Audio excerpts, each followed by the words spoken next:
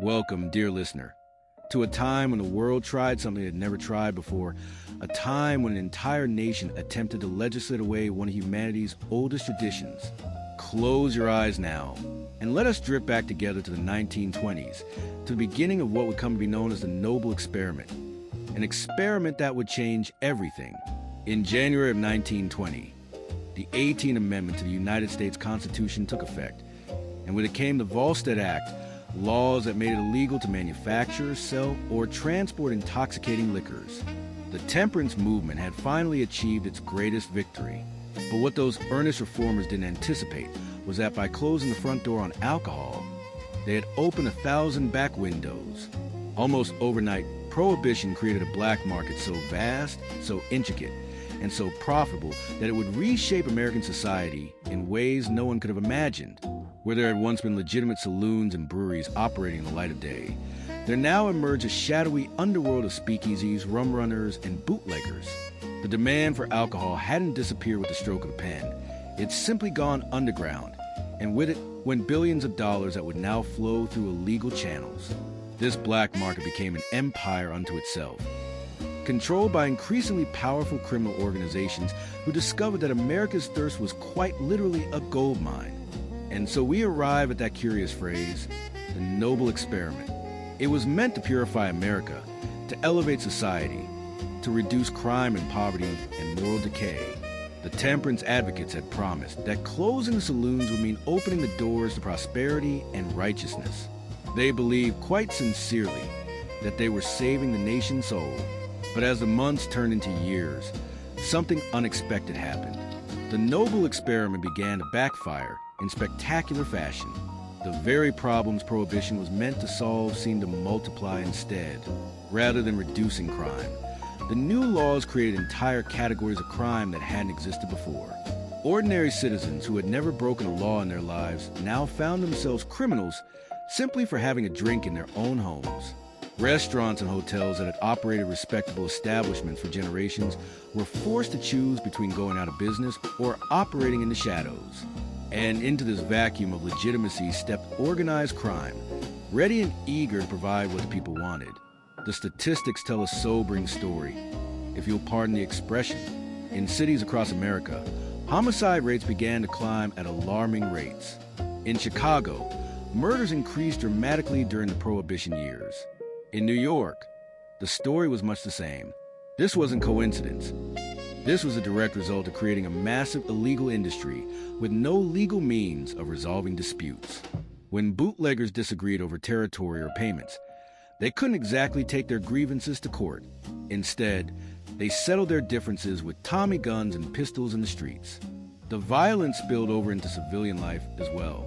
Turf wars between rival gangs meant that innocent bystanders sometimes found themselves caught in crossfire. The murder rate in many American cities during Prohibition reached levels that wouldn't be seen again for decades. Law enforcement, overwhelmed and often corrupted by the enormous sums of money flowing through the illegal alcohol trade, struggled to maintain order. The Noble Experiment had created a breeding ground for violence that its architects never could have anticipated. But perhaps nothing illustrates the dark absurdity of Prohibition quite like the government's decision to poison industrial alcohol. You see, industrial alcohol, the kind used in manufacturing and medicines, was exempt from Prohibition laws, but only if it was rendered undrinkable through the addition of various chemicals. The problem was that bootleggers had become quite clever at redistilling this industrial alcohol, removing the poisonous additives, and selling it for consumption. So the federal government, in its wisdom, decided to make the poison stronger, much stronger. They added methanol, kerosene, gasoline, chloroform, and other deadly substances to industrial alcohol, knowing full well that bootleggers would still try to purify it, and knowing that some of these poisons would never end up in drinks consumed by American citizens. It was a calculated decision. Make the risk of drinking illegal alcohol so high that people would finally stop. But people didn't stop. Instead, they died by the thousands. Some estimates suggest that 10,000 people died from poisoned alcohol during Prohibition, their own government having essentially poisoned them in an attempt to enforce a law that much of the population had stopped respecting. And then there was a rise of what people called bathtub gin and rot gut, homemade concoctions that were as dangerous as they were desperate, in apartments and basements across America. People began attempting to make their own alcohol, using whatever ingredients and equipment they could find. The term bathtub gin came from the practice of mixing grain alcohol with water and juniper oil in containers so large they could only be filled from a bathtub tap.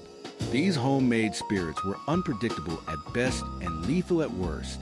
Without proper distillation equipment or knowledge, home brewers often produced alcohol contaminated with methanol or other dangerous byproducts.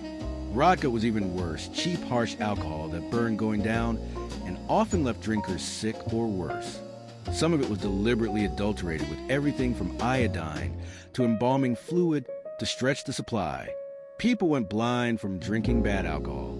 They suffered kidney failure, paralysis, and death. But still they drank, because Prohibition had made criminals of their desires without diminishing those desires in the least. Yet amid all this danger and illegality, there remained one perfectly legal way to obtain alcohol: the medicinal whiskey loophole. The Volstead Act, in a moment of either mercy or hypocrisy, depending on your view, had included an exception for medicinal alcohol. Doctors could prescribe whiskey, brandy, or other spirits for various ailments, and pharmacists could dispense these prescriptions just like any other medicine. This loophole became one of the great open secrets of the Prohibition era. Almost overnight, the number of doctors willing to write prescriptions for medicinal alcohol skyrocketed. The number of pharmacists suddenly interested in stocking large supplies of whiskey for medical purposes increased dramatically, and the number of Americans discovering they had ailments that could only be treated with a regular dose of bourbon became quite remarkable indeed. A prescription form that cost a doctor or pharmacist mere pennies could be sold for several dollars to a thirsty customer. Some doctors made fortunes during Prohibition, doing nothing but writing whiskey prescriptions all day long. And so the drugstores of America became the new saloons, in a way. Respectable pharmacies found themselves in a somewhat awkward position of being liquor distributors, albeit legal ones. Some maintained the fiction seriously, treating each prescription with medical solemnity.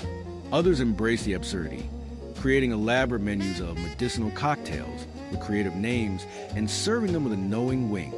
You could walk into certain drugstores and order a prescription for ailments ranging from anxiety to indigestion to general malaise, and walk out with a bottle of perfectly legal whiskey. The creativity of these establishments knew few bounds. Some drugstores installed soda fountains where these medicinal spirits could be mixed with various tonics and elixirs. After all, if whiskey was medicine, why not make it more palatable? These bogus medicinal cocktails became something of an art form, elaborate drinks served in respectable surroundings to people clutching legitimate prescriptions. It was Prohibition's strangest compromise, acknowledging that people would drink while maintaining the fiction that it was all for medical purposes. Even the clergy found themselves navigating these strange new waters. The Volstead Act had also included an exemption for sacramental wine. Churches could legally obtain and use wine for religious ceremonies. This seemed reasonable enough on its surface. After all, wine had been part of Christian communion for nearly 2,000 years. But what happened next was perhaps predictable. The amount of wine needed for sacramental purposes suddenly increased dramatically, as did the number of people claiming to need access to it for religious reasons. Some clergy maintained their integrity, using only what was genuinely needed for services. But others saw an opportunity, or perhaps felt a calling to help their increasingly thirsty congregations. Stories emerged of rabbis who had never served large congregations suddenly finding themselves responsible for enormous communities, requiring substantial amounts of sacramental wine. Churches saw their membership swell with remarkably pious new converts who attended services with great regularity. The line between genuine religious practice and convenient loophole became increasingly blurred. There were even whispers, quiet stories that circulated in hushed tones about certain Bibles that had been reprinted with slightly altered verses, changing passages to suggest that the prohibition on alcohol wasn't quite as absolute as the temperance movement claimed. These were likely more legend than fact, but the very existence of such rumors speaks to the creative lengths people went to reconcile their religious beliefs with a desire for a drink. In an era when the Bible is often cited as justification for prohibition, some sought scriptural counterarguments, real or imagined, And through it all, from the poison industrial alcohol to medicinal whiskey to the Sacramento wine loopholes, ran a deep current of public frustration and an unquenchable thirst that no law seemed able to satisfy. The American people had not been consulted. Not really. Before Prohibition became the law of the land, it had been the victory of a vocal minority who had successfully lobbied state legislatures while much of the public remained ambivalent or opposed. And now, finding themselves suddenly criminal for engaging in behavior that had been perfectly legal for the entirety of human history, many Americans simply refused to comply. This wasn't defiance born of wickedness or moral decay. It was something more fundamental, a deep-seated belief that the government had overreached, that this was a personal freedom too far surrendered. People who considered themselves patriotic, church-going, law-abiding citizens saw no contradiction in visiting a speakeasy or keeping a bottle hidden in their homes. The law had lost its moral authority because it attempted to legislate behavior that too many people considered a private matter, a personal choice, a small pleasure in an often difficult world. And so the stage was set for everything that would follow. The black market expanded. The violence grew. The bootleggers became bolder, and the gangsters more powerful. Ordinary people became criminals, and criminals became millionaires. The noble experiment had created a world where up was down and wrong was right, where the government poisoned its own citizens and doctors prescribed whiskey for whatever ailed you, where religion became a cover for drinking, and drinking became an act of quiet rebellion. Imagine for a moment what it must have been like, living in a world where the rules had suddenly changed but human nature had not, where desire and law stood in direct opposition, and where that opposition would create an entire era of American history unlike any other. The world had gone dry, at least officially. But beneath the surface, America was drowning in illegal alcohol, and the consequences would reshape a nation. Segment 2, bootleggers, rum-runners, and the shadow economy. And so we find ourselves deeper now into the story, dear listener, into the machinery of this vast underground world that emerged when America tried to banish the bottle. Let your mind settle into these tales of ingenuity and desperation, of ordinary people and extraordinary criminals, all united by a single purpose, quenching a nation's thirst. Close our eyes, breathe slowly, and let us explore together the shadow economy that thrived in the darkness of Prohibition. There were distinctions in this underworld. You see, not everyone who broke the law was the same. The terms might seem interchangeable to us now, but in that era, there was a difference between a bootlegger and a rum runner, and those who lived that life knew it well. A bootlegger was primarily concerned with the land, the making, the transporting, the selling of illegal alcohol through terrestrial routes. They were the ones who set up stills in remote locations, who drove trucks loaded with Canadian whiskey down country roads in the dead of night, who maintained the networks of supply that fed the cities and towns. Rum runners, on the other hand, were creatures of the water. They worked the seas, the lakes, the rivers. They piloted boats in the darkness, navigating by instinct in the stars, moving cases of liquor from ship to shore, from Canada to America, from the Bahamas to Florida. The rum runner faced different dangers: the Coast Guard cutters, the unpredictable storms, the vastness of dark water, where mistake meant drowning rather than merely being caught. There was something almost romantic about the rum runners, at least in the public imagination. They were seen as adventurers, risk-takers, modern-day pirates, sailing not for treasure, but for cases of scotch and champagne.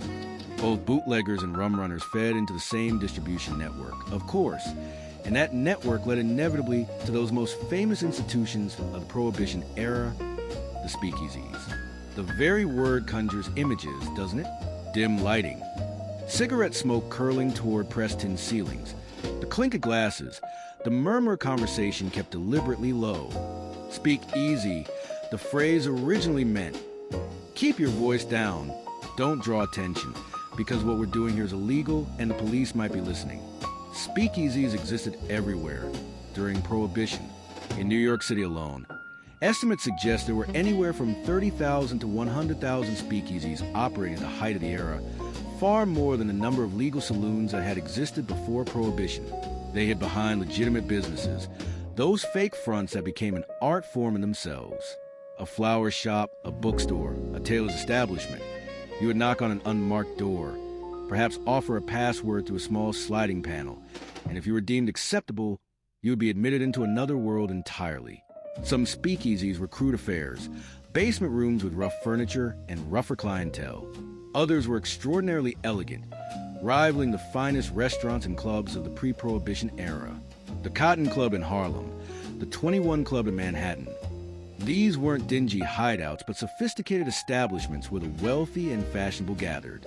The irony wasn't lost on anyone that Prohibition, meant to elevate society, had instead made drinking more glamorous and exclusive than it had ever been. What was once commonplace was now forbidden and therefore exciting.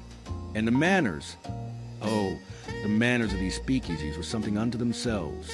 There were unwritten rules, and etiquette bore a necessity and mutual understanding. You didn't ask too many questions. You didn't stare at other patrons too obviously, because everyone was there for the same illegal purpose, and discretion was paramount. You didn't cause trouble, because drawing attention to a speakeasy could get shut down. And then where would everyone go? There was a kind of camaraderie in these places, a sense that everyone present was part of the same grand conspiracy against an unjust law. Women, interestingly, found a new freedom in speakeasies that they hadn't always enjoyed in the old saloons. Pre-Prohibition drinking establishments had often been male domains, places where respectable women didn't venture. But speakeasies, by their very nature as illegal establishments, operated outside traditional social rules. Women drank alongside men, smoked cigarettes, laughed freely.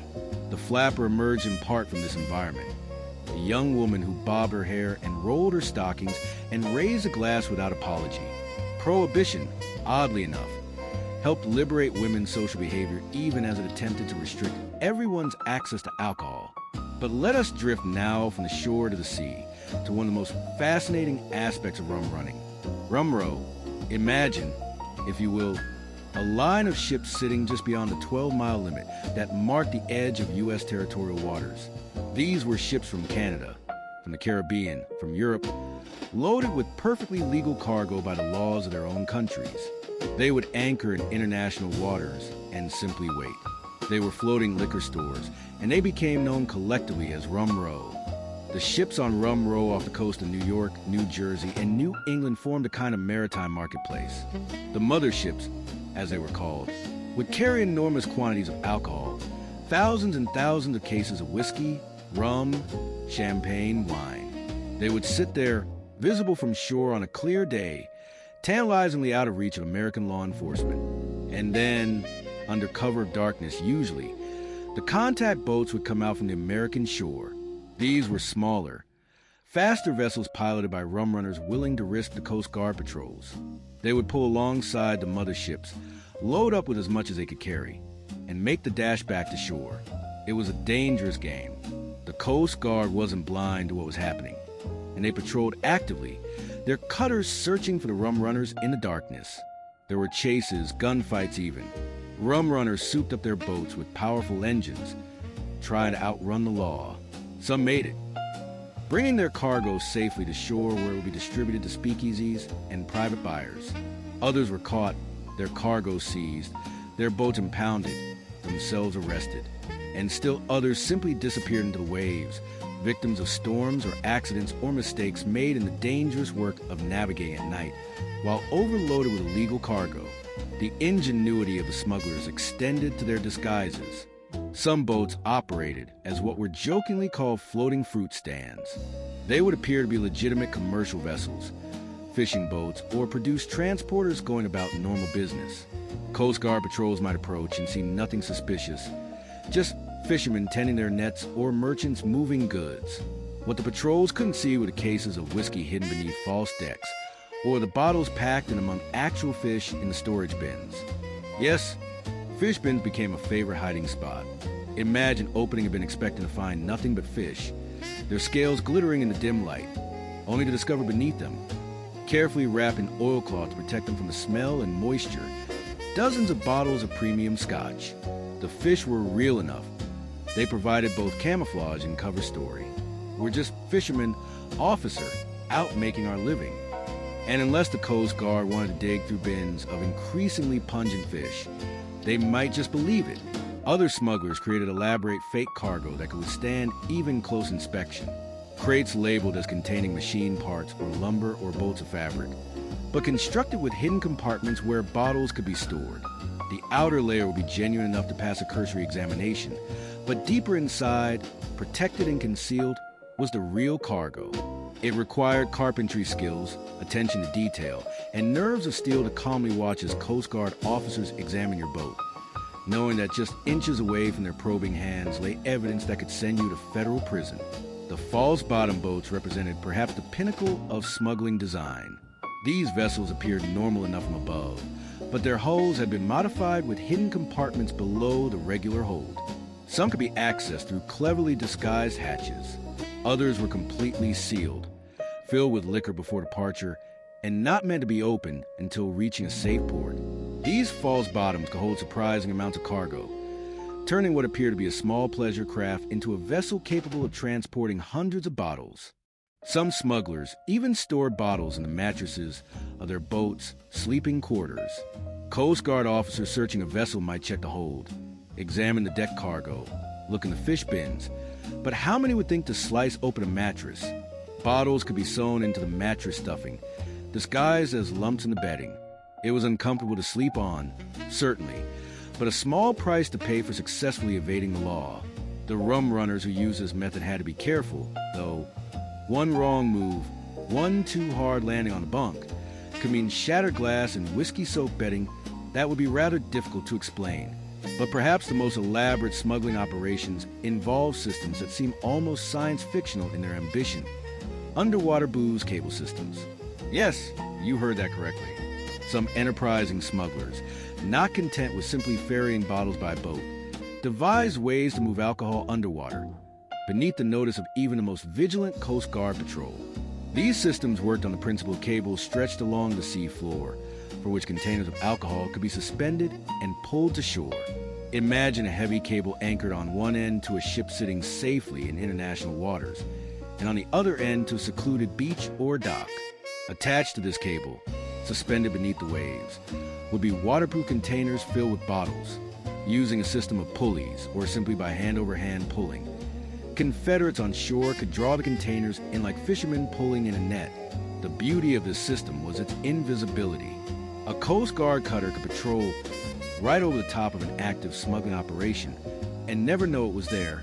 No boats racing through the night, no telltale wakes, just a slow, patient movement of cargo beneath the innocent-looking surface of the sea. Some smugglers took this concept even further with what were essentially underwater cable cars, torpedo-shaped containers that could be filled with bottles and sent sliding along underwater cables. These contraptions were weighted to remain submerged and shaped to move smoothly through the water with minimal resistance. A smuggler on the mothership would load one of these underwater torpedoes, seal it carefully, and release it to slide down the angled cable toward shore. Gravity did most of the work, pulling the container along its submerged track. Hours later, Confederates waiting on shore would pull the container the last bit of distance and retrieve the precious cargo. It was slow, certainly, compared to a fast boat, but it was also remarkably safe and nearly impossible to detect. And then there was the Windsor-Detroit funnel, perhaps the single busiest and most profitable smuggling corridor of the entire Prohibition era. Windsor, Ontario, and Detroit, Michigan sit across from each other, separated by the Detroit River, a river that's only about a mile wide at its narrowest point. You could stand on one shore and clearly see the other. And on the Canadian side, in Windsor, alcohol was perfectly legal. Canada hadn't gone dry. Their distilleries and breweries operated openly, producing whiskey and beer that was technically only legal north of the border. But getting across that mile of water, there was the opportunity. The Detroit River became one of the most smuggled across bodies of water in the world during Prohibition. Every night, in every season, boats crossed and recrossed, carrying their liquid cargo. In winter, when the river froze solid, smugglers drove cars across the ice, their trunks loaded with cases of Canadian whiskey. They wore chains on their tires for traction and kept their windows down, ready to jump free if the ice began to crack beneath them. Some smugglers even laid temporary railroad tracks across the ice and pushed loaded carts across in the darkness. The scale of the Windsor-Detroit smuggling operation was staggering. Estimates suggest that millions of gallons of alcohol crossed from Canada into Detroit during Prohibition. It was quite literally a funnel. Canadian alcohol poured through this narrow crossing and then spread throughout the United States.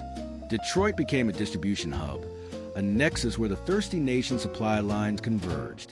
The profits were enormous. A case of whiskey that cost perhaps $20 in Windsor could be sold for $100 or more one safely across the river in Detroit.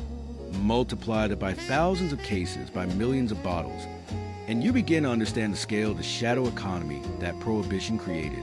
And it wasn't just small-time operators. Organized crime took control of much of the winds of Detroit smuggling, turning what had been individual entrepreneurship into an industrial operation. The Purple Gang in Detroit became infamous for controlling the flow of Canadian whiskey into the city. They were ruthless, violent, and extraordinarily effective. Cross them, and you might end up in the river yourself, though without the waterproofing that protected the whiskey bottles. But pay them their cut, work within their system, and you could become wealthy beyond anything you'd imagine possible before Prohibition made alcohol more valuable than gold. All of this, the speakeasies with their secret passwords, the rum-runners racing through the night, the elaborate smuggling systems, the Windsor Detroit pipeline, all of it existed because America had decided that its citizens shouldn't be allowed to drink. The shadow economy that emerged wasn't small or marginal. It was vast, sophisticated, and in many ways more efficient than the legitimate economy it replaced. It employed thousands of people, generated billions of dollars, and operated with a level of innovation and daring that would have been impressive in any legal industry. Picture the speakeasy hidden behind a bookshelf that swings open when the right book is pulled. Imagine the rum runner at the wheel of his boat, engine roaring, spray flying, racing toward shore with the Coast Guard somewhere behind him in the darkness. See the cable stretched across the seafloor, and the waterproof container sliding slowly, invisibly, toward the beach where conspirators wait. Think of the lights of Windsor visible across the narrow river from Detroit. Tantalizingly close, the border between legal and illegal marked by nothing more than a line on a map and a mile of cold water. This was the shadow economy of Prohibition, born a demand that no law could eliminate and fed by human ingenuity in service of human thirst. It was dangerous, it was illegal, but it was also, in its way, magnificent, a testament to the futility of trying to legislate away desire, to what might be the most remarkable chapter of our story, the chapter where necessity became the mother of the most extraordinary invention. For when an entire nation wants something that the law forbids, human creativity knows no bounds.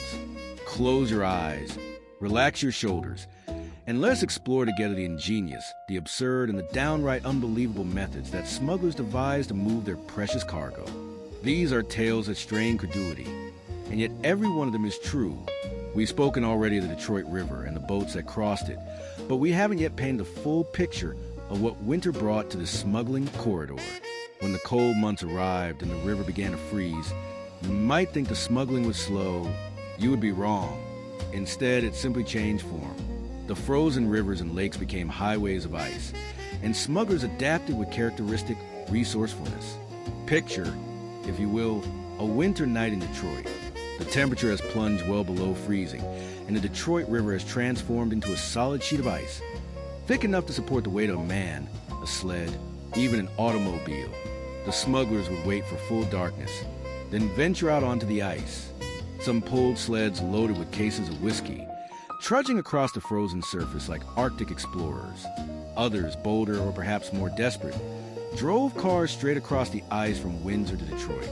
These ice crossings were terrifying affairs. The ice might seem solid, but it was never entirely predictable. Weak spots could appear anywhere, places where the ice was thinner or where currents beneath kept it from freezing as thoroughly. Smugglers learned to read the ice, to look for discoloration or hear the subtle sounds that indicated danger. They kept their car doors open and windows down, ready to leap free if the ice began to crack beneath them. Some didn't make it. The river claimed its share of smugglers and their cargo, cars disappearing through the ice to rest on the river bottom, their drivers sometimes escaping, sometimes not. But the frozen rivers weren't the only waterways being exploited. The canal systems that crisscross the northern states became smuggling routes of their own. Canal boats, those long, narrow vessels designed to navigate the tight confines of man-made waterways, proved ideal for smuggling. They were ubiquitous enough not to draw suspicion, slow enough not to seem like they were fleeing, and capacious enough to carry substantial cargo. A canal boat might appear to be carrying lumber, coal, or grain, and indeed, it would be carrying those things, but with a secret. False walls and hold created hidden compartments. Hollowed-out bales of hay concealed bottles wrapped in burlap. Some canal boats even had spaces built into their hull construction, cavities where cargo could be hidden that wouldn't be discovered without literally dismantling the vessel. The canal boats moved at a leisurely pace, their operators projecting an air of honest labor as they guided their vessels through the locks and along the peaceful waterways, while all the time transporting thousands of dollars worth of illegal alcohol. But let us move from the waterways to perhaps one of the most bizarre smuggling methods of the entire era: prosthetic limb smuggling. Yes, you heard that correctly. Some smugglers discovered that customs officials and police were understandably reluctant to thoroughly search disabled individuals, and they exploited this human decency in the most audacious way imaginable. A woman might cross the border from Canada, wearing what appeared to be a leg brace, or walking with an artificial limb. Customs officials, seeing someone obviously struggling with a disability, would often wave them through with minimal inspection. What they didn't know was that the leg brace was hollow, filled not with medical supports but with bottles of whiskey. The artificial limb wasn't helping anyone walk. It was a carefully crafted container designed to hold as much liquid as possible while still maintaining the appearance of a prosthetic device. Some smugglers took this concept to astonishing extremes. There were reports of people crossing the border apparently quite rotund, their bodies bulging in odd ways. Only later was it discovered they were wearing elaborate vests and body wraps designed to hold bottles against their torso. They would waddle across the border, sweating under the weight of their liquid cargo, affecting the gait of someone merely overweight rather than someone carrying 20 or 30 bottles strapped to their body. One wonders at the desperation, or perhaps the sheer audacity of such smugglers, gambling that customs officials wouldn't ask them to remove their coats or subject them to a pat-down search. And then there were the cow shoes, an invention so delightfully absurd it sounds like fiction, and yet they existed. These were metal devices that fit over a person's shoes and were shaped like cow hooves. A smuggler wearing cow shoes and walking through soft ground or snow would leave behind tracks that looked, at least at first glance, like those left by cattle. The theory was that any lawman tracking suspicious activity near the border might follow the tracks for a while, realize they were just following a cow, and give up the pursuit.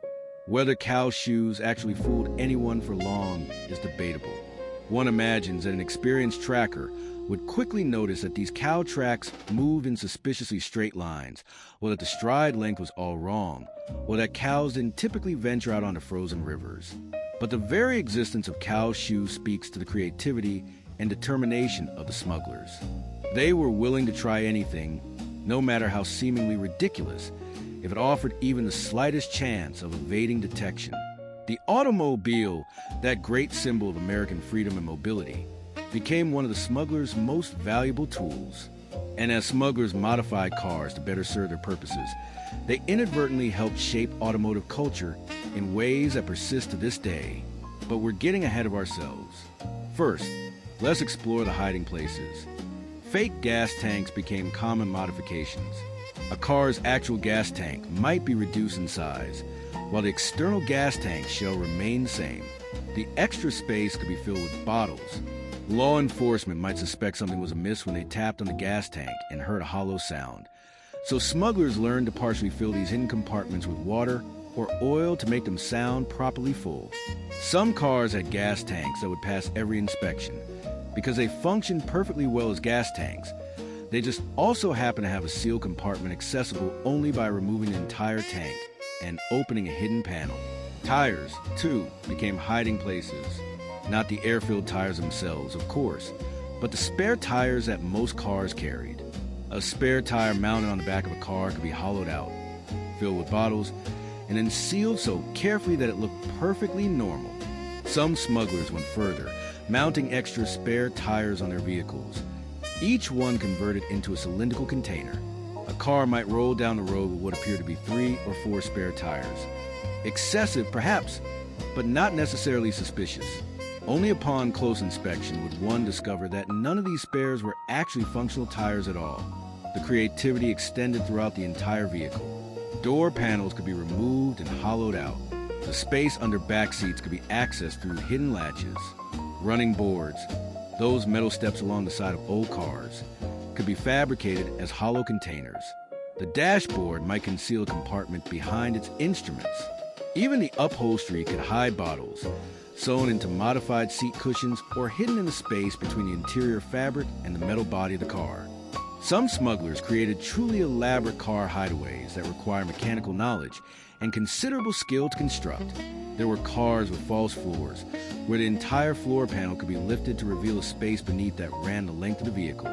There were cars with hidden compartments built into the frame itself, accessible only by jacking up the car and removing bolts in specific sequences. One particularly clever design involved a car where the back seat could be tilted forward in a way that looked like normal access to the trunk, but if you knew the trick, pushing a certain spot while pulling a hidden cable, the entire back seat assembly would slide forward to reveal a much larger space behind it. These modifications required the work of skilled mechanics, men who could cut metal, weld, create hidden latches and false panels, all while ensuring the car remained functional and didn't look obviously modified. A cottage industry emerged around these automotive modifications, with certain mechanics becoming known in the smuggling community as the go-to experts for preparing a vehicle for rum running. And then there was a need for speed, because even the best hidden cargo didn't help if you couldn't outrun the law. Enter the Whiskey Six. Not a specific car model, but a term that came to refer to any automobile that had been modified for both cargo capacity and speed. These were cars that looked relatively ordinary on the outside, but had been fundamentally transformed beneath the hood. Tires, too, became hiding places. Not the air-filled tires themselves, of course, but the spare tires that most cars carried. A spare tire mounted on the back of a car could be hollowed out, filled with bottles, and then sealed so carefully that it looked perfectly normal. Some smugglers went further, mounting extra spare tires on their vehicles, each one converted into a cylindrical container. A car might roll down the road with what appeared to be 3 or 4 spare tires. Excessive, perhaps, but not necessarily suspicious. Only upon close inspection would one discover that none of these spares were actually functional tires at all. The creativity extended throughout the entire vehicle. Door panels could be removed and hollowed out. The space under back seats could be accessed through hidden latches. Running boards, those metal steps along the side of old cars, could be fabricated as hollow containers. The dashboard might conceal a compartment behind its instruments. Even the upholstery could hide bottles, sewn into modified seat cushions or hidden in the space between the interior fabric and the metal body of the car. Smugglers would install more powerful engines, often taking motors from larger, more expensive vehicles and shoehorning them into smaller, lighter cars. They reinforced suspensions to handle the weight of hundreds of pounds of bottled alcohol. They modified brakes to be more responsive, essential when driving at high speeds on dark country roads. Some added extra fuel tanks, not for smuggling but to extend their range, so they could outrun pursuing police officers who might have to stop for gasoline. The drivers of these Whiskey Sixes became legends in their own right. They knew every back road, every shortcut, every place where a dirt track cut through the woods. They drove without headlights when necessary, navigating by moonlight and memory. They were experts at high-speed maneuvers, at throwing their cars into controlled slides around corners, at judging exactly how fast they could take a curve before physics would send them careening off the road. And here's where the story takes an unexpected turn into the future. These Whiskey Six drivers, these men who spent Prohibition racing through the night with cars full of legal alcohol, didn't simply disappear when Prohibition ended. Many of them had developed a taste for speed, for the thrill of pushing a car to its absolute limits. After 1933, when alcohol became legal again, some of these former rum runners looked for new ways to continue racing. They began organizing informal races, gathering on dirt tracks and abandoned fairgrounds to see who had the fastest car and the best driving skills. This was the birth of stock car racing, a direct descendant of Prohibition-era smuggling. The modifications they developed to outrun the law became the foundation of racing modifications. The driving skills they'd honed on midnight smuggling runs translated perfectly to competitive racing. NASCAR itself traces its roots directly back to these bootleggers and rum-runners. The creativity of crime had, inadvertently, created an entire American sport. But smugglers didn't only modify specialized vehicles.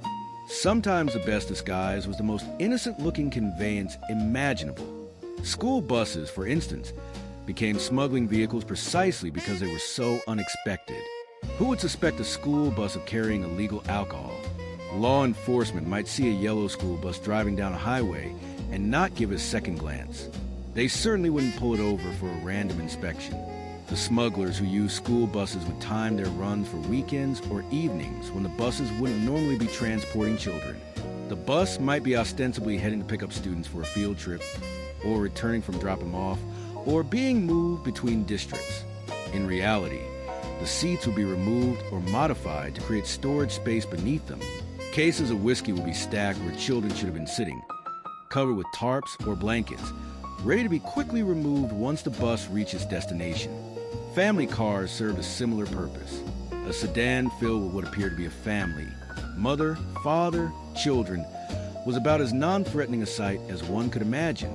Police officers at checkpoints would see parents with their kids and wave them through, never imagining that under children's feet, beneath the seats, tucked into every available space, were dozens of bottles. Some smuggling families turned this into a regular operation, taking their Sunday drives across the border with liquid cargo hidden throughout their vehicle, the children perhaps not even aware of what their parents were doing.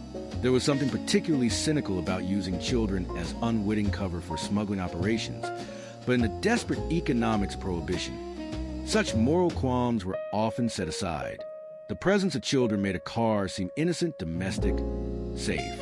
It was a disguise that worked precisely because it exploited law enforcement reluctance to traumatize children by conducting thorough searches of family vehicles. And beyond all these methods, the modified cars, the prosthetic limbs, the school buses and family sedans, there are the truly bizarre hiding places that smugglers devise on the fly, improvised solutions born of desperation or inspiration. Bottles were hidden in baby carriages, nestled among blankets where an infant should have been. They were concealed in coffins, the smuggler posing as a funeral director transporting a body, knowing that few officials wanted to insist on opening a casket to inspect its contents. Picture the car with its hidden compartments, the canal boat with its false walls, the absurd image of someone clomping through the snow in cow shoes. Imagine the nerve it took to cross a border with bottles strapped to your body, to drive across ice that might crack at any moment, to race through the night with the law behind you and illegal cargo all around you. This was crime, yes, but it was crime elevated to an art form, a constant game of cat and mouse where the mice were endlessly inventive, and the cats were always one step behind. The creativity that Prohibition sparked wasn't limited to music and fashion, and the jazz age culture we remember. It extended to the shadow economy, with a challenge of moving forbidden cargo from point A to point B, inspired solutions that range from brilliant and bizarre to almost unbelievably bold. Segment 4. Women outlaws and unexpected power players. Settle in now, dear listener, as we turn our attention to the players in this grand drama, and particularly to those players whose stories have been overlooked, whose contributions have been forgotten or deliberately erased from the popular telling of Prohibition's tale. For this was not merely a story of men in fedoras carrying Tommy guns. This was a story that created opportunities for people who have been locked out of power and wealth in the legitimate world. Close your eyes, breathe deeply, and let us meet some extraordinary individuals. When we think of bootleggers, the image that comes to mind is almost always masculine. Men in dark suits, men driving cars through the night, men standing in speakeasies with cigarettes dangling from their lips. But women were deeply involved in bootlegging from the very beginning, and some rose to positions of genuine power and influence that would have been nearly impossible for them to achieve in legitimate business. Women had certain advantages in the bootlegging trade. You see, police and customs officials were often less suspicious of women. Social conventions of the era meant that women were less likely to be subjected to thorough searches. A woman could wear a specially designed coat with bottles sewn into the lining, or strap containers to her body beneath voluminous skirts, and pass through checkpoints that would have stopped and searched any man. Women operated speakeasies, managed distribution networks, negotiated with suppliers, and some became bootleggers of genuinely impressive scale. These weren't merely women helping their husbands or brothers. Many operated independently, building their own criminal enterprises through intelligence, courage, and business acumen. Prohibition gave these women something that society had long denied them: the opportunity to be financially independent, to make real money, to exercise power and authority in a business where success mattered more than gender. It was a dark irony that an illegal trade offered more equality than most legitimate professions of the era. And among these women, one name stands out in particular: Gertrude Lithgow, who became known as the Queen of the Bootleggers. Born in England and educated, cultured, elegant, Gertrude seemed an unlikely candidate for a life of crime. Yet during the 1920s, she became one of the largest rum-runners in the Americas, operating out of the Bahamas and controlling a network that brought millions of dollars worth of alcohol into the United States. Gertrude didn't skulk in shadows or hide her profession. She was remarkably open about what she did, giving newspaper interviews, appearing in society pages. She dressed impeccably, maintained an air of sophistication, and ran her operation with the efficiency of any legitimate business executive. She purchased alcohol from European and Caribbean distilleries, arranged for its transport to Rum Row off the American coast, and coordinated with contacts on shore to ensure successful delivery. What made Gertrude particularly remarkable was her business philosophy. She insisted on quality. While many bootleggers were cutting their product with water or industrial alcohol, Gertrude Lithgow dealt only in genuine, high-quality spirits. Her reputation for reliability and excellence meant that she could charge premium prices and that her clients kept coming back. She understood something fundamental: that in an illegal market where trust is scarce, a reputation for honesty and quality becomes an asset more valuable than gold.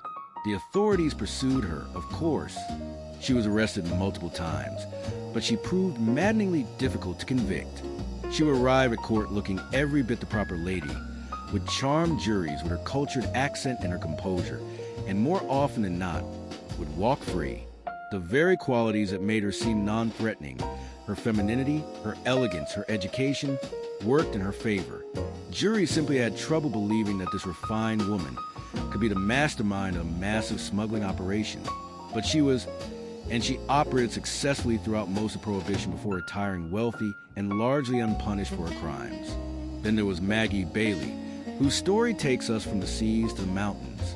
Maggie became known as the Queen of the Mountain Bootleggers, operating out of the Appalachian regions of Virginia and West Virginia. While Gertrude Lithgow dealt in imported liquor, Maggie Bailey specialized in moonshine, illegal whiskey distilled in remote mountain locations far from the eyes of law enforcement. Maggie's operation was different from the urban bootlegging networks. She worked with a network of mountain moonshiners, coordinating production and distribution of thousands of gallons of illegal liquor. She knew every back road and trail in her territory, every place where a still could be hidden, every sheriff who might be convinced to look the other way for the right price. She was tough, fearless, and commanded respect in a world where respect for women was hardly guaranteed. The mountain bootleggers, like Maggie, operated in a different world from the sophisticated rum-runners and city gangsters. Their world was one of poverty and hardship, where making moonshine wasn't so much a choice as an economic necessity. The mountains had always been home to small-scale distilling. It was a tradition stretching back generations. Prohibition didn't create mountain moonshining. It simply made it vastly more profitable. And Maggie Bailey was smart enough and bold enough to organize what had been scattered individual operations into something resembling an actual business. She, too, faced arrests. Mountain bootlegging was dangerous work. Federal agents conducted raids, often violent ones. Stills were destroyed, operators arrested, but Maggie proved resilient. Like Gertrude Lithgow, she seemed to possess a talent for avoiding serious legal consequences. Some of this was undoubtedly due to corruption and bribery.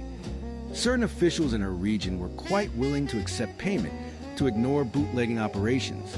But some was also due to her intelligence and her understanding of how to operate just below the threshold that would bring serious federal attention. The involvement of women in bootlegging created an interesting problem for law enforcement, which had traditionally been an almost exclusively male profession. The police forces and federal agencies pursuing bootleggers were unprepared to deal effectively with female criminals. Social conventions made it difficult for male officers to thoroughly search women. Female suspects often received more lenient treatment from judges and juries. The solution, some agencies decided, was to recruit female law enforcement officers. This created new opportunities for women on the other side of the law as well.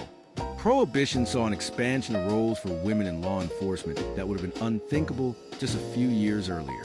Police departments and federal agencies began hiring women specifically to search female suspects, to go undercover in speakeasies, to investigate operations where a woman would draw less suspicion than a man. These early female officers faced enormous challenges. They were often not taken seriously by their male colleagues. They were paid less, given limited authority, and expected to confine themselves to cases involving women and children. But some broke through these barriers to do remarkable work. And among them was Georgia Hopley, who in 1922 became one of the first women appointed as a federal prohibition agent. Georgia Hopley's appointment was controversial from the start. Many people, including many within law enforcement, believed that prohibition work was too dangerous for women. Bootleggers were armed and violent. Raids could turn into shootouts. But Georgia and a handful of other early female agents proved themselves capable. Georgia conducted undercover operations, posing as a customer to gather evidence against speakeasies and bootleggers. She participated in raids. She testified in court. And she did all of this while navigating the constant skepticism and often outright hostility of a profession that didn't want to make room for women. Her work and the work of other early female prohibition agents helped open doors that had been closed. They demonstrated that women could perform dangerous law enforcement work, that they could be trusted with authority and responsibility. It's a strange legacy of prohibition that an arguably unjust law that created so much crime and corruption also inadvertently advanced the cause of women in professional roles, both criminal and law enforcement, that had previously excluded them.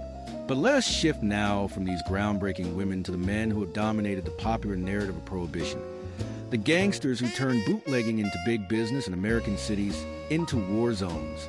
And here we must start not with the most famous name, but with a man whose genius was in organization rather than violence. Johnny Torrio. Johnny Torrio doesn't have the name recognition of some of his associates, but in many ways, he was the most important figure in the development of organized crime during Prohibition. Torrio was a visionary, a man who understood that the bootlegging business didn't have to be chaotic and violent. He believed in organization, in negotiation, in dividing territories and markets rationally to avoid wasteful conflicts.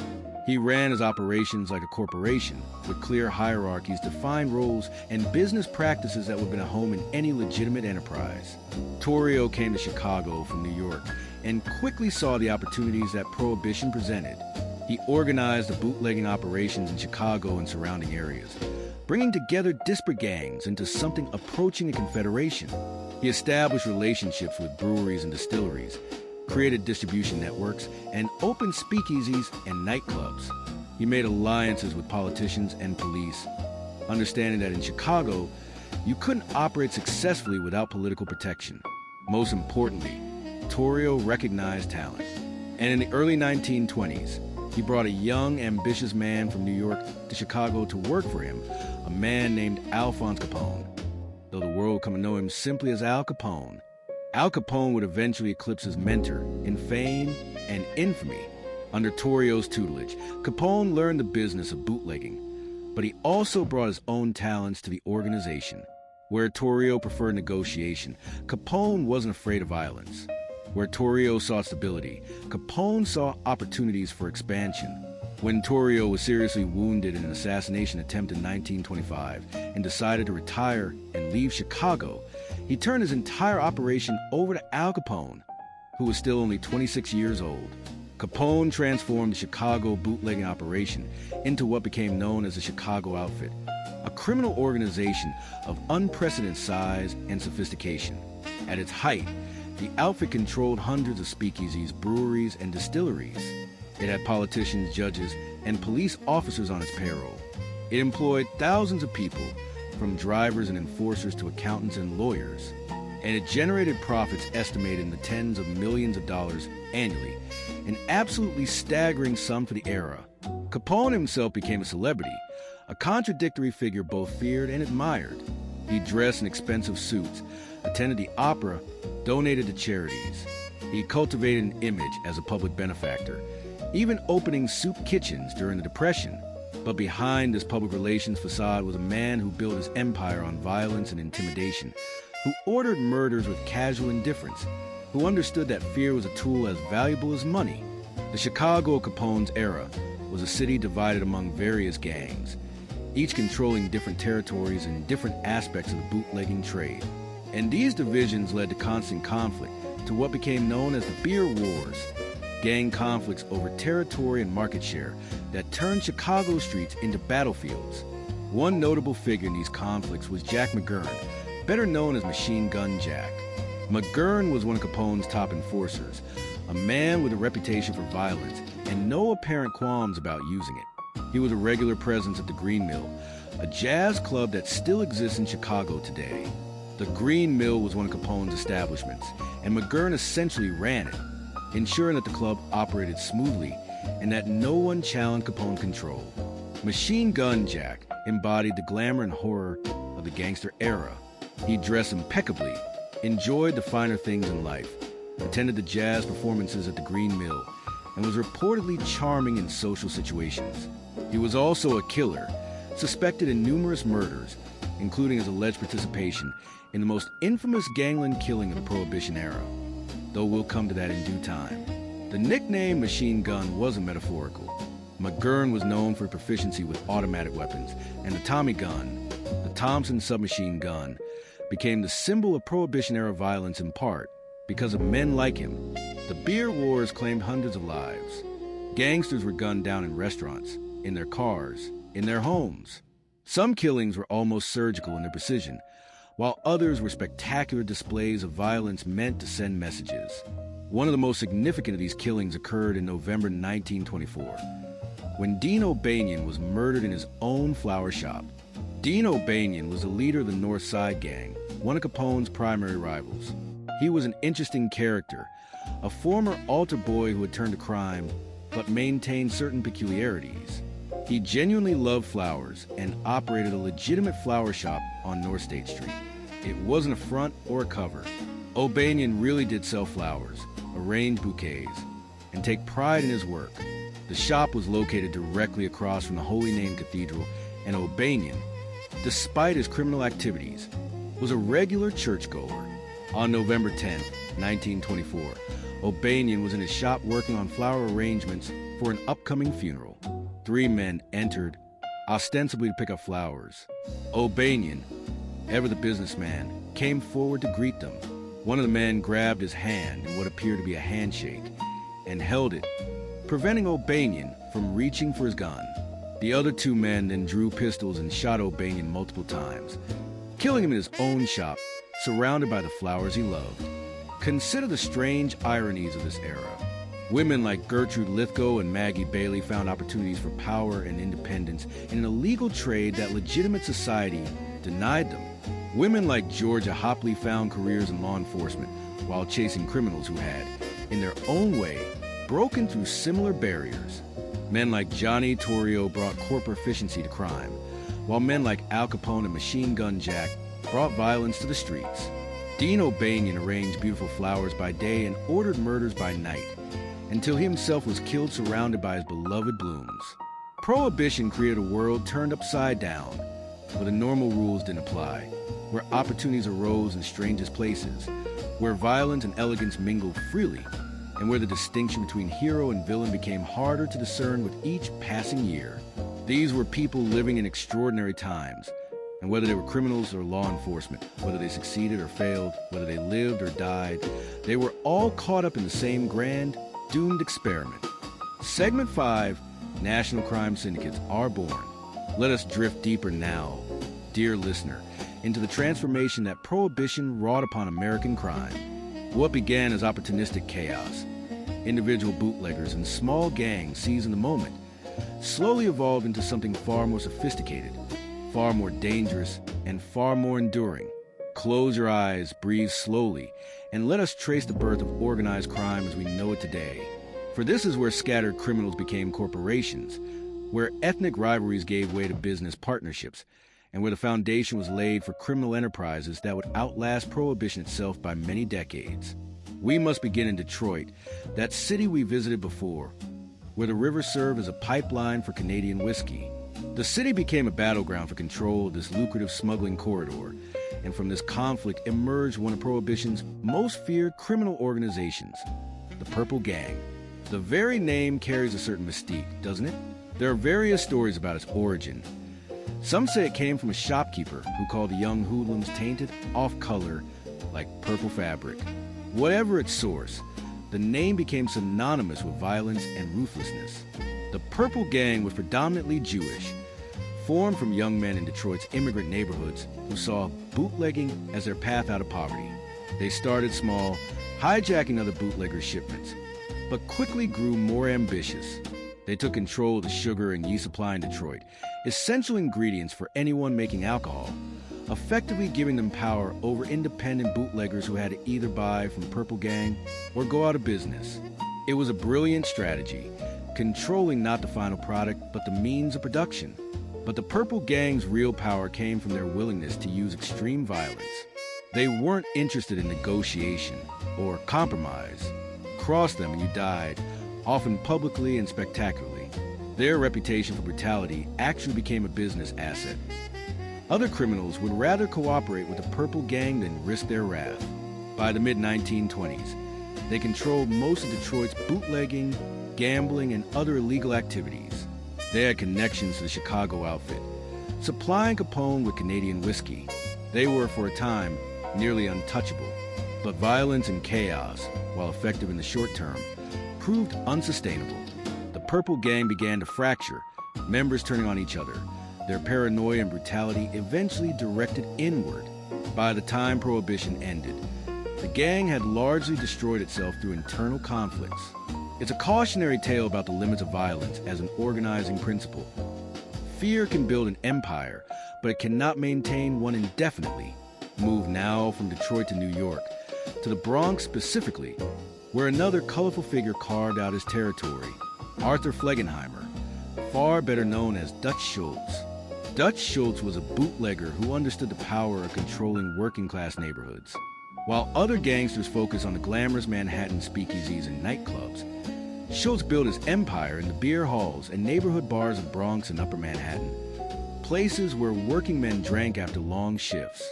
Dutch Schultz was, by all accounts, a volatile and paranoid man, given to sudden rages and impulsive decisions. He was also incredibly successful, controlling a network of speakeasies and beer distribution that generated millions of dollars. His nickname, the Dutchman, was ironic. He was actually of German-Jewish descent, and in the slang of the era, Dutch meant German. He became known for his frugality despite his wealth, often wearing shabby clothes and refusing to spend money on luxuries that other gangsters considered essential to their image. But Schultz's real innovation was his expansion into other rackets beyond bootlegging.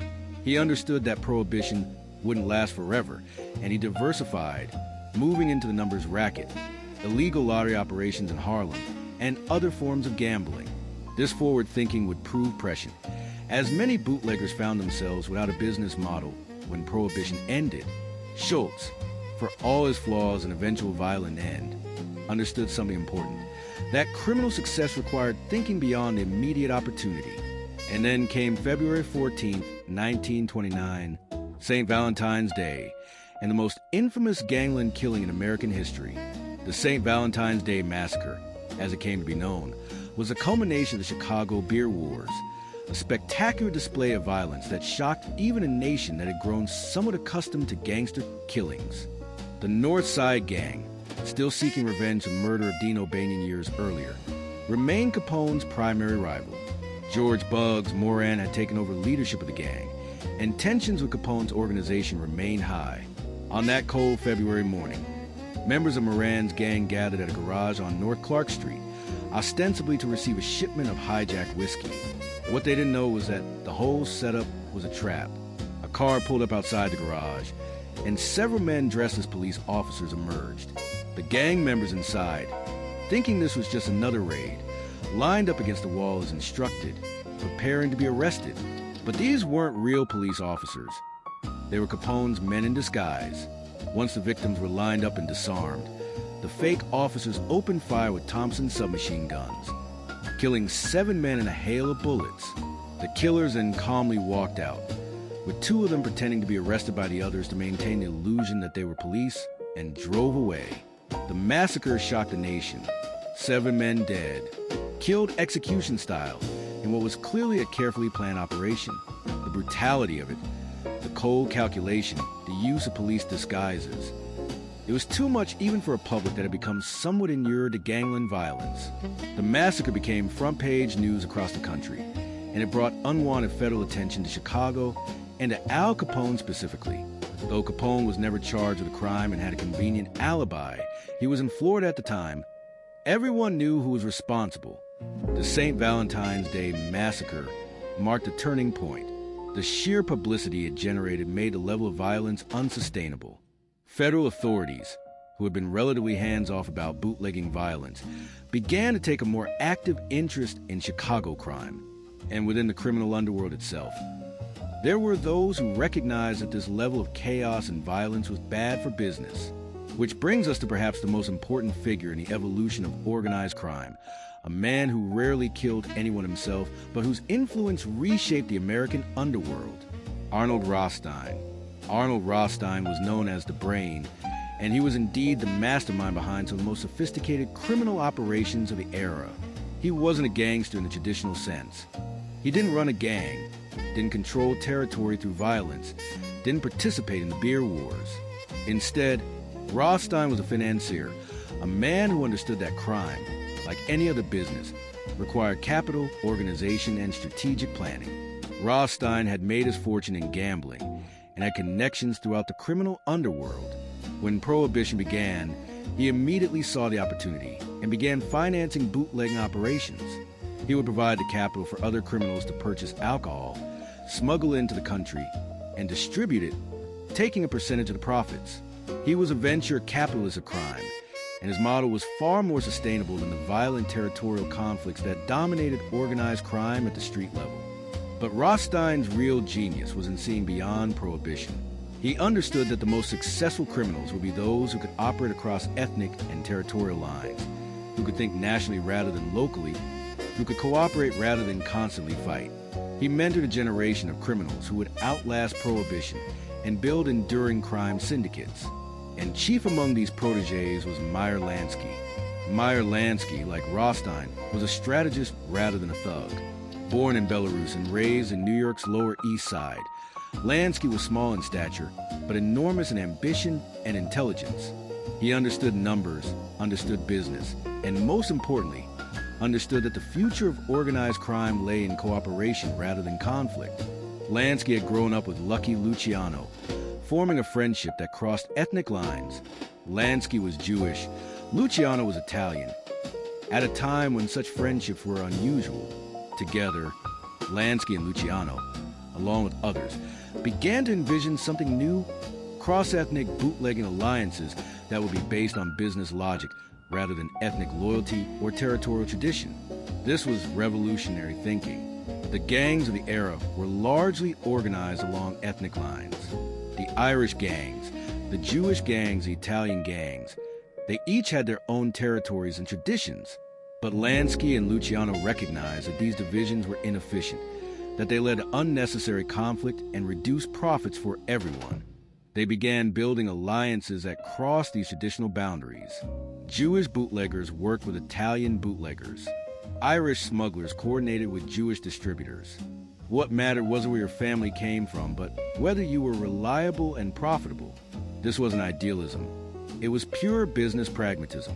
But it represented a fundamental shift in how organized crime operated. Lucky Luciano himself was a fascinating figure. Born Salvatore Lucania in Sicily and brought to New York as a child, he rose through the ranks of the Italian underworld, working initially for Joe Masuria, one of the most powerful Italian crime bosses in New York. But Luciano chafed under the old world rules that Masuria represented. The Italian crime families operated according to traditions brought from Sicily, with rigid hierarchies and a focus on honor and respect that Luciano found increasingly outdated. Luciano's great innovation, developed with Lansky's help, was the concept of the Commission, a kind of board of directors for organized crime. Rather than having various crime families and gangs constantly warring with each other, they would form a governing body that could mediate disputes, set policy, and coordinate activities. Each family would maintain its own operations and territories, but major decisions and conflicts would be brought before the Commission. It was organized crime as corporation, with a board of directors replacing the chaos of gang warfare. But to implement this vision, Luciano first had to deal with the old guard, and that meant navigating one of the bloodiest conflicts in organized crime history, the Castellamarese War.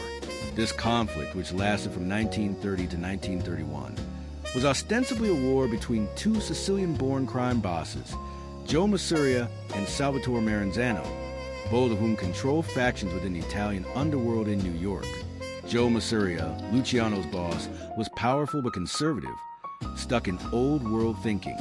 Salvatore Maranzano was his rival, a man who styled himself after Julius Caesar and dreamed of becoming the boss of bosses over all Italian crime families.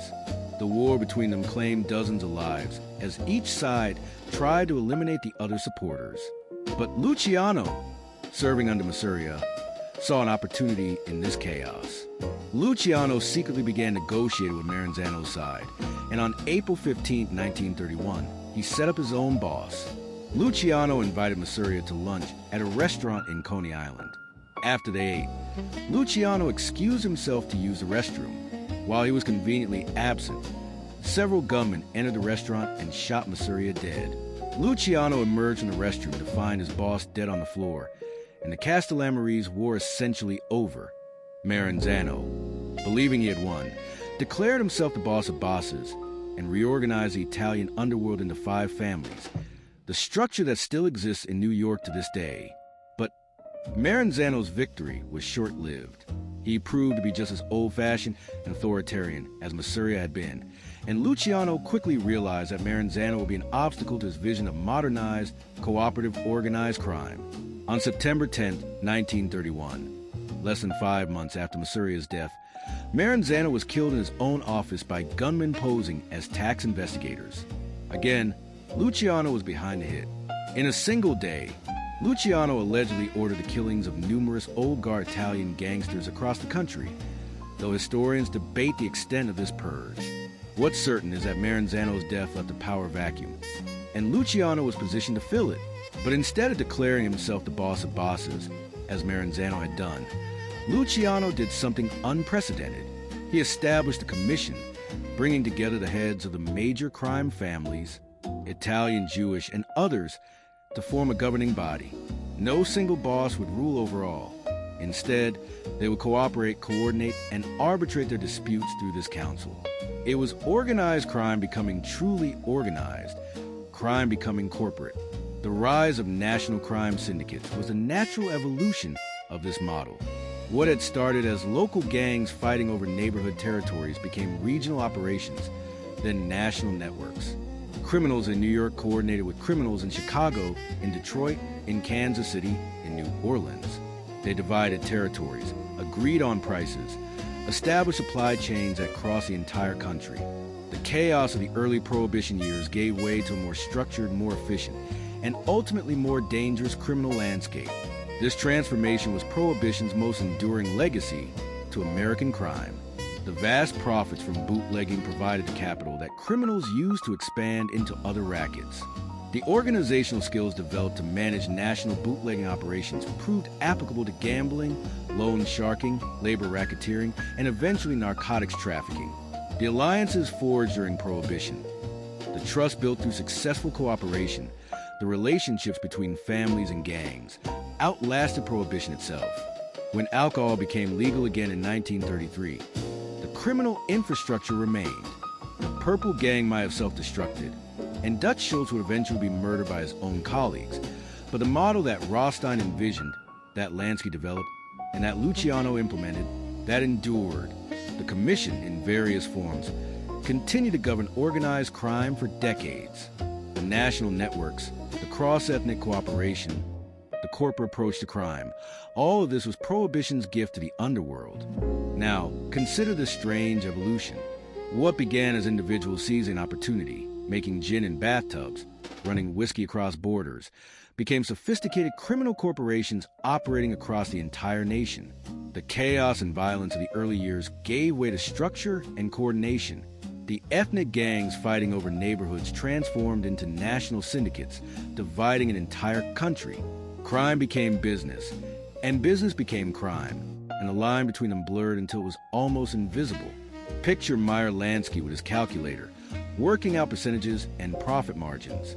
Imagine Lucky Luciano in a smoke-filled room, hammering out agreements with men who just years before would have been shooting at each other. See Arnold Rothstein behind it all, the financier of other people's violence, the brain that recognized opportunity where others saw only chaos. These were the true architects of modern organized crime, and Prohibition was their opportunity to build. Now in the knowledge that even chaos eventually finds order, that even violence eventually becomes routine, that even crime, given enough time and money, becomes another form of business. The national crime syndicates were born from the chaos of Prohibition, but they were organized by brilliant, ruthless minds who saw beyond the moment to imagine something that would outlast them all. From small-time bootleggers to national crime lords, from street warfare to corporate structures, from ethnic rivalries to business partnerships, this was the maturation of American organized crime, and Prohibition was its incubator. Segment 6, Law Strikes Back.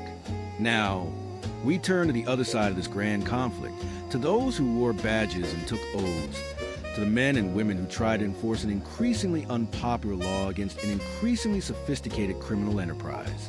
Close your eyes, settle deeper into comfort, and let us explore the cat-and-mouse game that played out across America as law enforcement struggled to contain the flood of illegal alcohol.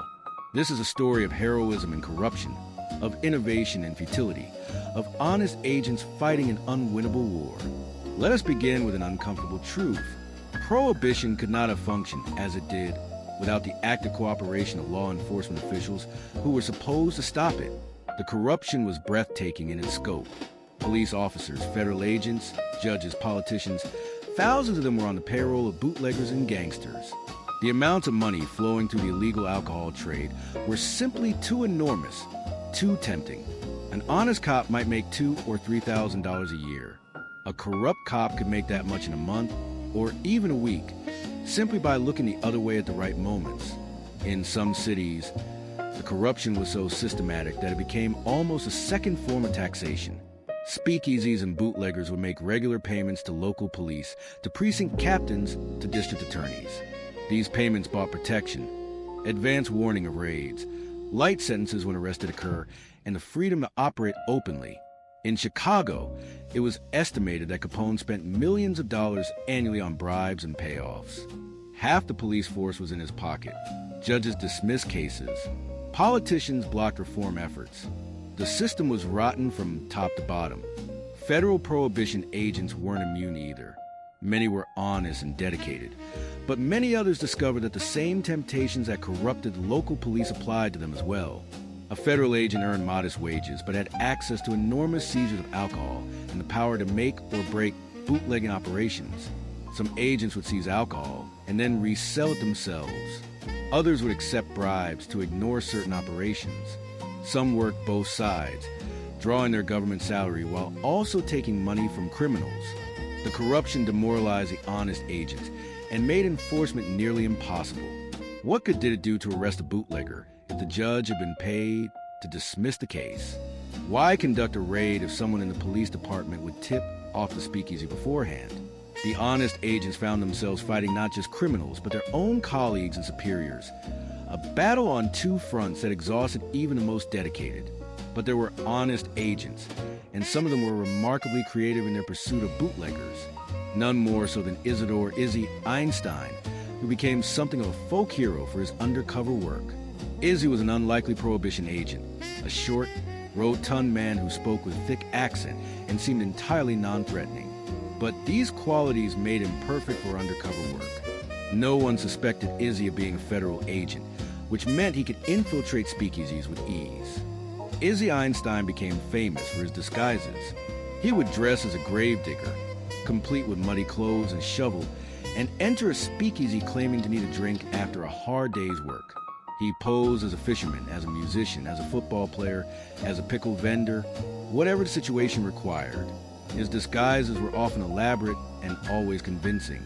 He would strike up conversations, gain trust, and order illegal alcohol.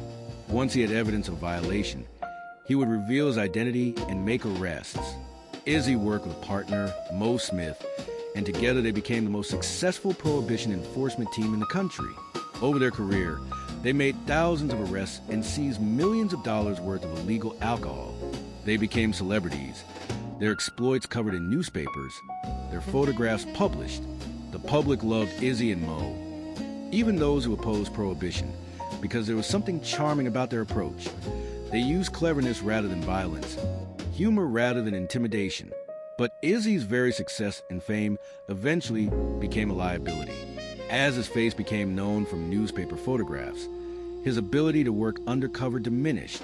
Speakeasy operators began to recognize him, and his disguises became less effective. Eventually, the Prohibition Bureau transferred both Izzy and Mo to other duties, and their legendary partnership ended. It was a peculiar problem.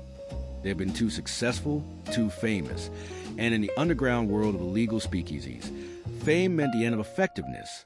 Another group of lawmen would achieve fame, though of a different sort, the squad that became known as the Untouchables. Led by Elliot Ness in Chicago, this team of agents earned their nickname because they couldn't be bribed or corrupted. In a city where nearly every official was in Capone's pocket, Ness assembled a small team of incorruptible agents. It was harder than it might sound. He had to vet potential team members carefully, looking for men who couldn't be bought, who couldn't be threatened, who genuinely believed in enforcing the law regardless of the personal cost. The Untouchables focused their efforts on disrupting Capone's operations. They raided his breweries, destroying equipment and seizing alcohol. They intercepted shipments. They arrested his drivers and enforcers. Their goal wasn't necessarily to arrest Capone himself. They knew he insulated himself too well for that, but to cost him money, to make his operations more difficult and expensive, to prove that not everyone in Chicago could be bought. The Untouchables faced constant danger. Capone's organization made attempts on Ness's life. His car was forced off the road. His apartment was shot at, but Ness and his team persisted, and their raids would have an impact, costing Capone's organization significant sums and disrupting operations. However, it's worth noting that despite their fame, the Untouchables weren't actually the ones who brought down Capone. That honor would go to IRS agents who eventually convicted him of tax evasion, a far less glamorous but ultimately more effective approach. The Coast Guard also found a practical solution to one of their persistent problems. They needed faster boats to catch rum-runners, but their budget was limited. The solution? Seize the rum-runners' own boats and repurpose them. When the Coast Guard successfully intercepted a rum-running vessel, they wouldn't just confiscate the cargo. They would take the boat itself, and if it was fast and seaworthy, they would add it to their own fleet. This was beautifully ironic. The rum-runners had invested in the fastest, most maneuverable boats available, often spending enormous sums to modify engines and hulls for maximum speed. And then the Coast Guard would capture these vessels and turn them against their former owners. A boat that had successfully evaded the Coast Guard dozens of times might suddenly be chasing its former sister ships, now wearing Coast Guard colors. The smugglers had, in effect, been funding the Coast Guard's fleet modernization. Some of the most dramatic Coast Guard operations involved high-stakes freighter seizures far from shore. The motherships on Rum Row were large vessels carrying valuable cargo, and seizing one was a significant victory. But it was also dangerous and complicated. These ships were often in international waters, technically beyond U.S. jurisdiction. The Coast Guard had to catch them in the act of transferring cargo to contact boats, proving they were engaged in smuggling rather than just sitting peacefully at anchor. The seizure of a large freighter was a tense operation. The ship might have a crew of 20 or more men. They might resist. There was money at stake, hundreds of thousands of dollars worth of cargo, and people had killed for far less. Coast Guard cutters would approach with guns ready, prepared for anything. Sometimes the freighter crews surrendered peacefully, recognizing futility of resistance. Other times there were standoffs, negotiations, occasionally violence. Each seized freighter represented a major blow to the smuggling trade, removing thousands of cases of alcohol from potential distribution. These operations led to the development of what we might call early long-range anti-smuggling doctrine. The Coast Guard realized they needed to think strategically, to position their resources where they would be most effective. They studied patterns, analyzed where rum-rose ships tended to anchor, where contact boats came from, what routes they took back to shore. They established patrol patterns designed to maximize their chances of intercepting smugglers. They also had to think about logistics. A cutter might spend days at sea, far from port, watching rum row. The crew needed food, fuel, water. When they did make a seizure, they had to escort captured vessels back to port, which took them out of action. The Coast Guard had to balance enforcement with the practical realities of maritime operations, developing procedures and policies that would form the foundation for modern maritime law enforcement. But while the Coast Guard and land-based agents fought bootleggers, something interesting was happening out on Rum Row itself. The smugglers were fighting each other. The enormous profits at stake created intense competition, and that competition sometimes turned violent. Rum-runner infighting on Rum Row became a significant problem, adding another layer of danger to an already risky business. Different smuggling organizations vied for the best positions, the closest anchorages to shore, the relationships with the most reliable contact boat operators. Disputes arose over hijacked shipments, over territory, over payments and double crosses. Ships on Rum Row might be owned by rival organizations that had scores to settle, and out in international waters, beyond the reach of any law enforcement, these disputes could only be settled through force. There were shootings between ships, boats rammed and sunk, crews beaten or killed.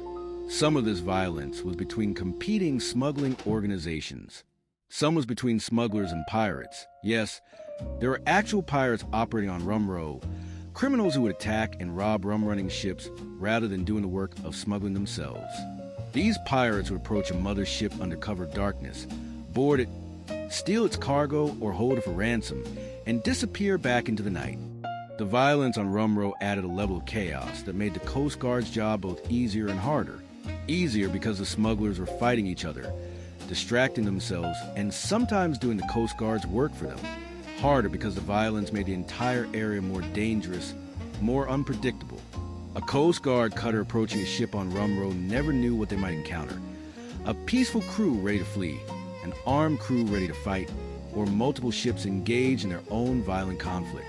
As you drift towards sleep now, consider this endless game of move and counter-move. For every innovative smuggling technique, law enforcement developed a counter. For every honest agent like Izzy Einstein or Elliot Ness, there were corrupt officials undermining their efforts.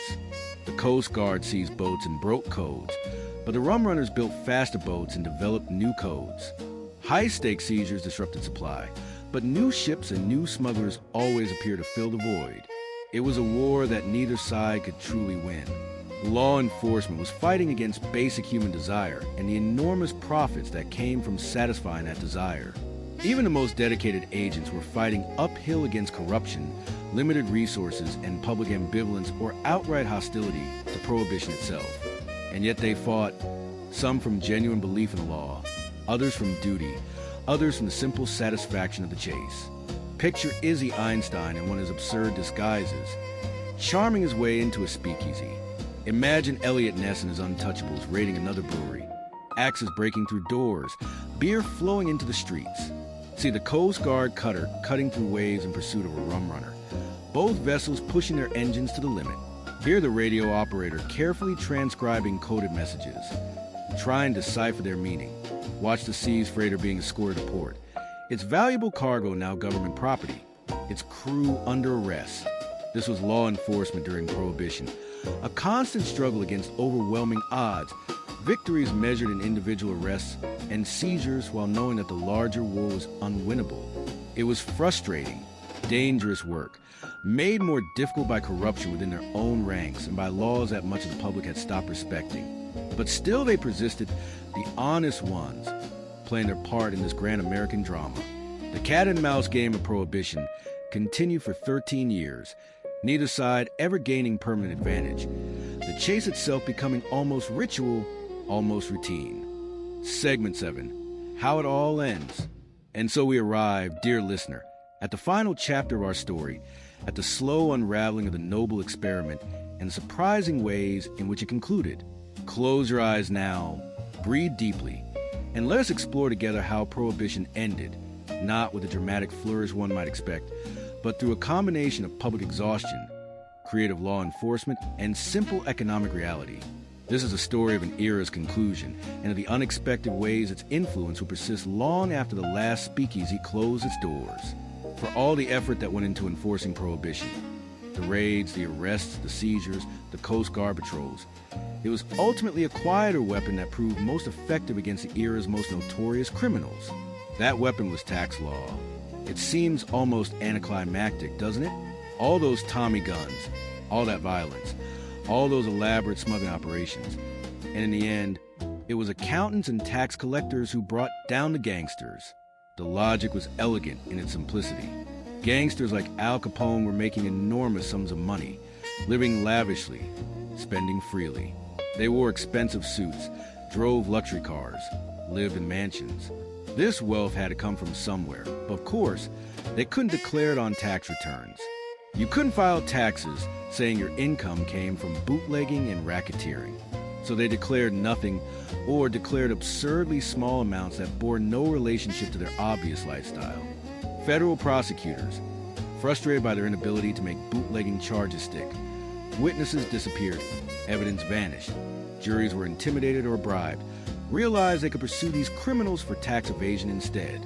It didn't matter where the money came from. What mattered was that you had it and didn't pay taxes on it. And unlike bootlegging cases, which required proving specific criminal acts, tax evasion could be demonstrated through simple mathematics. Show that someone spent more money than they declared as income, and you had your case. The Treasury Department assembled teams of investigators and accountants to examine the finances of major gangsters. They traced expenditures, documented purchases, established patterns of spending that far exceeded declared income. It was painstaking work, requiring attention to detail and patience, qualities not typically associated with law enforcement in the Prohibition era. But it worked, and nowhere did it work more spectacularly than in the case of Al Capone himself. By the late 1920s, Capone was arguably the most famous and powerful gangster in America. His organization controlled Chicago, generated profits estimated at over $100 million annually, and seemed utterly untouchable. He had survived assassination attempts, avoided bootlegging convictions, and maintained his operation despite constant pressure from both rival gangs and law enforcement. But in 1931, federal prosecutors finally brought him to trial. Not for the hundreds of crimes he'd certainly committed, not for the murders he'd ordered, not for the bootlegging empire he controlled, but for tax evasion. The trial was a sensation. The government presented evidence of Capone's lavish spending, his custom suits, his furniture, his properties, his lifestyle that obviously cost hundreds of thousands of dollars. And they showed that Capone had paid virtually no income tax. Capone's lawyers tried various defenses, but none proved effective.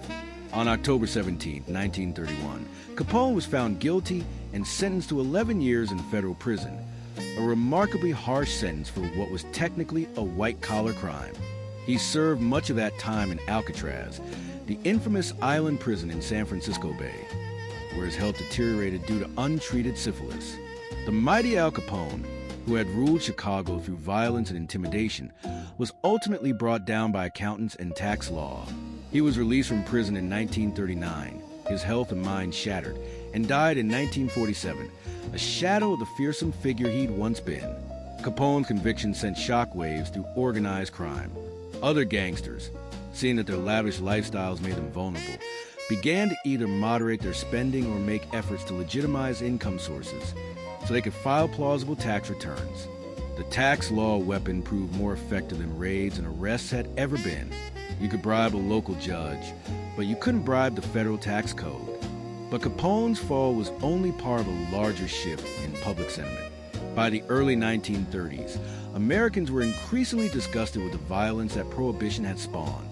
The St. Valentine's Day Massacre had shocked the nation, but it was only the most famous of hundreds of gangland killings. Machine guns in the streets, bombs in restaurants, bodies piling up. This was what the temperance advocates had promised when they pushed for prohibition. The violence touched civilians too often. Innocent people caught in crossfire. Children killed by stray bullets. Neighborhoods terrorized by warring gangs. The glamorous image of the gangster, which had never really been accurate, but which the media had helped create, gave way to revulsion at the chaos and bloodshed. People began to question whether preventing alcohol consumption was worth this price in violence and social disorder. The corruption was another factor. The sheer scale of official corruption that Prohibition had created was becoming impossible to ignore or excuse. Entire police departments were on the payroll of gangsters. Judges were bought and sold. Politicians openly flouted the laws they were supposed to enforce. The noble experiment had turned out to be a corrosive force, undermining respect for law and legal institutions in ways that would take decades to repair. And then came the Great Depression. When Prohibition began in 1920, America was entering a period of prosperity. By 1930, the economy had collapsed. Unemployment soared. Businesses failed. Banks closed. People lost their homes and their savings. In this context, Prohibition began to seem not just misguided, but actively harmful. The alcohol industry had once employed hundreds of thousands of people in legitimate jobs: brewers, distillers, bartenders, distributors. Those jobs could help address unemployment. The taxes on alcohol could help fund government programs to address the Depression. The economic argument for repealing Prohibition became increasingly compelling. Why let criminal organizations profit from alcohol sales when the government could tax it and use that revenue for public benefit? Why maintain a policy that costs enormous amounts to enforce while generating no tax revenue? The fiscal logic of Prohibition had never been strong, but during the Depression, it became indefensible. Public opinion shifted decisively against Prohibition. Polls showed that a majority of Americans now favored repeal. The 1932 presidential election became, in part, a referendum on Prohibition, with Democratic candidate Franklin D. Roosevelt promising to end it. Roosevelt won in a landslide, and the wheels of repeal were set in motion. The process required a constitutional amendment, since Prohibition itself had been enshrined in the Constitution through the 18th Amendment. In February 1933, Congress passed the 21st Amendment, which would repeal the 18th. The amendment was then sent to the states for ratification. Normally, constitutional amendments were ratified by state legislatures. But fearing that rural-dominated legislatures might block repeal, Congress specified that this amendment would be ratified by state conventions instead, allowing for a more direct expression of popular will. The ratification process moved with remarkable speed. State after state held conventions and voted to ratify. On December 5, 1933, Utah became the 36th state to ratify, providing the three-quarters majority needed for the amendment to take effect. The 21st Amendment became law, and Prohibition was over. It remains the only constitutional amendment that has ever been fully repealed by another amendment. The end of Prohibition was celebrated across the nation. Breweries that had been shuttered for 13 years reopened. Bars and restaurants could legally serve alcohol again. The speakeasies could come out of the shadows and operate legitimately. People who had been criminals for having a drink were suddenly law-abiding citizens again. There was a sense of relief, of returning to normalcy, of ending an experiment that had clearly failed. But while Prohibition ended, its effects did not. The criminal organizations that had grown wealthy and powerful during Prohibition didn't simply disappear.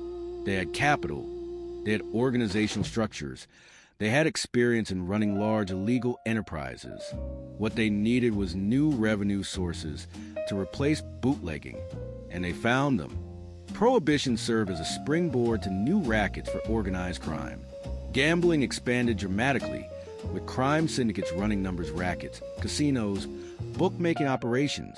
Labor racketeering grew, with gangsters taking over unions or extorting money from businesses through threats of labor problems. Loan sharking became a major source of income, with organized crime offering high-interest loans to people who couldn't get credit through legitimate channels. Most significantly and tragically, organized crime moved into narcotics trafficking. During Prohibition, drugs had been a relatively minor part of the criminal economy. After Prohibition, with their alcohol revenue stream cut off, crime syndicates increasingly turned to drugs as their primary illegal product. The networks they built to smuggle alcohol were repurposed to smuggle heroin, cocaine, and other drugs. The corruption they'd established in law enforcement and politics served them just as well for drug trafficking as it had for bootlegging. In many ways, America traded one problem for another. Prohibition ended, but organized crime remained stronger and more sophisticated than it had been before Prohibition began. The commission that Lucky Luciano had established continued to govern organized crime. The families and syndicates that had been built on bootlegging profits diversified into other criminal activities. The Mafia, as it came to be known, would remain a powerful force in American life for decades, a lasting legacy of the Prohibition era. The cultural legacy was equally enduring. Prohibition captured the American imagination in ways that few other periods have. The speakeasies, the gangsters, the flappers, the jazz, the sense of rebellion and excitement, all of it became romanticized in retrospect.